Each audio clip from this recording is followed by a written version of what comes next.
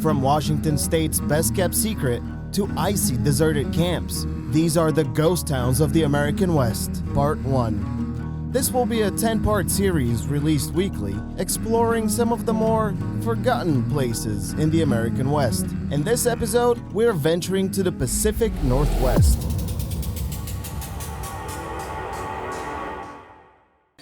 Number 8. Barkerville, British Columbia. Historians say that the town of Barkerville, located in the Cariboo Mountains of British Columbia, triggered a multi-billion-dollar industry. Of course it was gold. It's always gold with these 1800s ghost towns, isn't it? Seriously though, if it wasn't for Barkerville and similar towns popping up during the Cariboo Gold Rush, British Columbia might look a lot different nowadays. The town was founded in 1862 by William Billy Barker, an English prospector. And boy did it grow quick. As soon as word spread about the massive amounts of gold in the nearby mountains, thousands of prospectors looking to better their life made their way into town. At one point, 5,000 people lived here. The hysteria eventually yielded a total of 2,350 pounds of gold. In 1868, the town was engulfed by flames, but it was rebuilt as quickly as it was destroyed. Over the next 100 years or so, the remaining community tried to sustain itself with other sources of income, but as we can see, it didn't work out so well for them. In the 1950s, the government of British Columbia decided to return the town to its former glory, creating what we know today as the Barkerville Historic Town. Number 7. Bennett, British Columbia.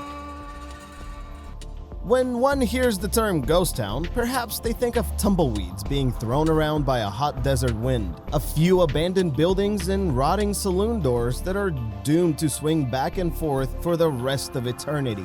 But what if there was a ghost town that is prone to blizzards, avalanches, and frostbite?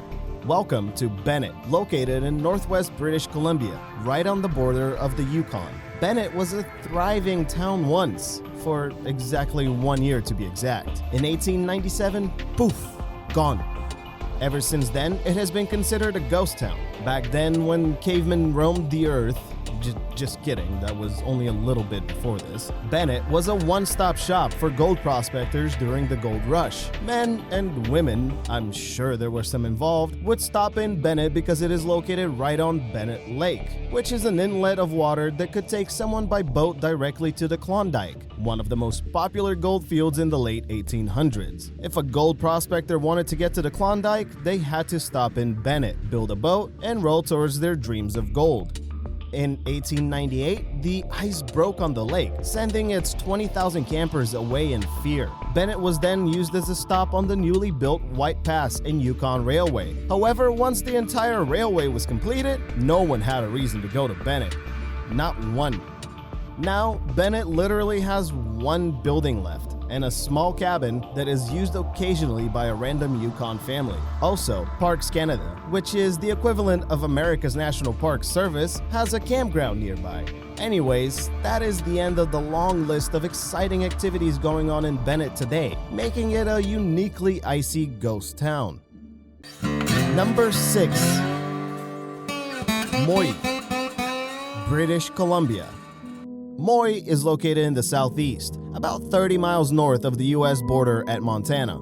Before Morey was even founded, a massive area of an important source of silver called galena was discovered near the town's main source of water, Morey Lake. That was in 1893. Fast forward to 1897 and the town was found and developed by a man named Glencombe Campbell, no relation to the better-known Glen Campbell, the famous 1970s Southern Nights singer, and I don't know why anybody needed to know that. Morey was founded because of its close proximity to the Canadian Pacific Railway and tote roads that were built for supplies. A tote road is a road built specifically for stagecoaches to bring supplies to rural towns. Back then, a town located close to a railroad was a surefire sign that it was going to be a prosperous city. Morey, however, did not become the glorious, thriving city everyone had hoped for. By 1901, Morey's pride and glory was its brothels and saloons located right on the lake. There were some wholesome elements too, of course, like hotels, St. Peter's Church, and a school. Overall, the town was home to mostly males who were workers in the mines. Speaking of mines, the mine in Morey was called St. Eugene's Mine because of Nicholas Coca-Cola, who was probably mistaken for the inventor of Coca-Cola several times. Anyway, he was the head of the St. Eugene mission. 1909 was the mine's best year, with 450 men working tirelessly for silver deposits. Unfortunately, by 1920, the census of both St. Eugene's mine and the entire town of Morey drastically dropped to just 120 people. Morey is still considered a ghost town, even though it still has a functioning post office and some residents. Number 5. Yale, British Columbia.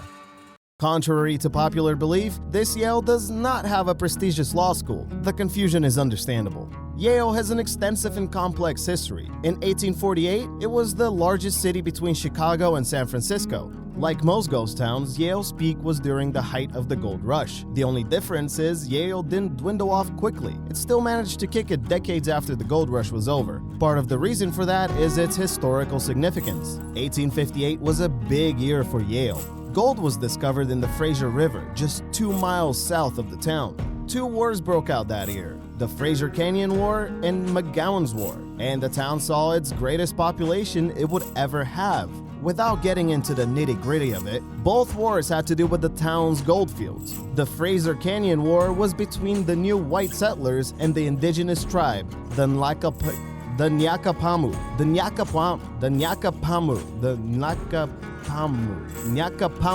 The pronunciation of this word is unknown. Let me know how you think it's pronounced in the comments below. McGowan's War was between the white settlers and the British, who were, as always, trying to get their hands on whatever they could of North America. The only thing that came out of the Fraser Canyon War was 6 treaties which clarified who owned what. Despite 2 conflicts, Yale was still approachable. In 1858, the town had 20,000 residents. Either they were blinded by their visions of gold or just fundamentally insane. What made Yale so special was its location. Just to give an accurate depiction of its role, it was known as the steamship navigation capital of the Gold Rush. Today, there is a museum and historic buildings still standing in Yale. The town has 200 residents with a church, a few tour companies, campgrounds, and of course, a golf course. Yale did all right for itself, huh? Number 4. Index, Washington. Index is the smallest town in western Washington, boasting a population of 160. Despite its current humble state, the town began with high hopes. All the way back in 1893, when millions of prospectors were searching for gold and silver, 2 young hopefuls had a different vision for this small community in western Washington. And their vision was in the shape of logs. Yes, logs, tree trunks. In addition to mining and recreation, they saw the potential for a thriving logging economy. Considering this is how Washington looks like, I can't imagine they were the first who got this idea.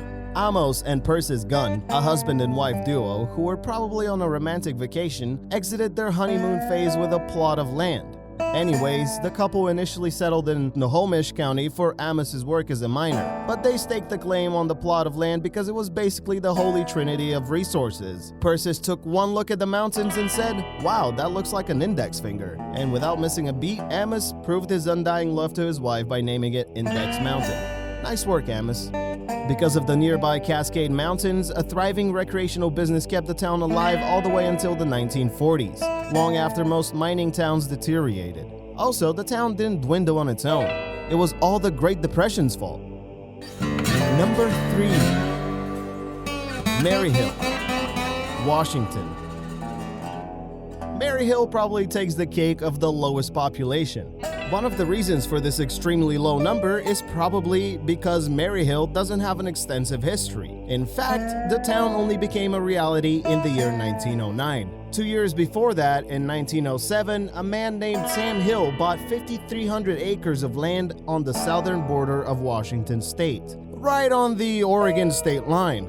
Mr. Hill was actually a very influential man, and Maryhill wasn't the only project on his list of things to do. He was a businessman and a lawyer who directed architectural and railroad projects all around the Pacific Northwest. His goal with Maryhill, however, was to create a thriving Quaker farming community along the Columbia River. As it turns out, Hill was born a Quaker. When all hope seemed lost for his beloved town, Mr. Hill decided to use the vast supply of random European friends he had on speed dial. A Parisian dancer advised him to build an appreciation for the arts among Maryhill's citizens. A few years later, the Maryhill Museum of Art was founded. It was filled with mostly European art, donated by Sam's friends, of course. Perhaps the most unique thing about Maryhill is its World War I memorial in the exact replication of England's Stonehenge. It was built by Mr. Hill to honor the man from Maryhill who had died at war. Number 2. Monte Cristo, Washington. Monte Cristo is a bona fide ghost town located in northwestern Washington. And no, there is no relation to the adventure novel. The caves here were so chock full of gold and silver that it caught the attention of John D. Rockefeller himself. And this one guy you might know is Frederick Trump. Gold and silver were discovered in 1889 by 2 prospectors. After the discovery, a flood of them poured into Monte Cristo. By 1895, there were over 200 mining claims staked on the caves, and the population reached just over 1,000. By 1891, Rockefeller was running 2 operations there, which made the town's popularity grow like a virus, or it went viral. Also, Fred Trump had established a booming hotel and a brothel. Because of the large supply of gold and silver in the mines, it was once rumored that Monte Cristo had the largest supply in the Western Hemisphere. Unfortunately, it didn't pan out like that. In 1896, a devastating flood sent the entire population further north into new mining towns. Monte Cristo hung on by a thread all the way up until 1983. Several preservation groups tried to salvage whatever was left, but a fire burned down the last remaining business. Number 1. Port Gamble, Washington.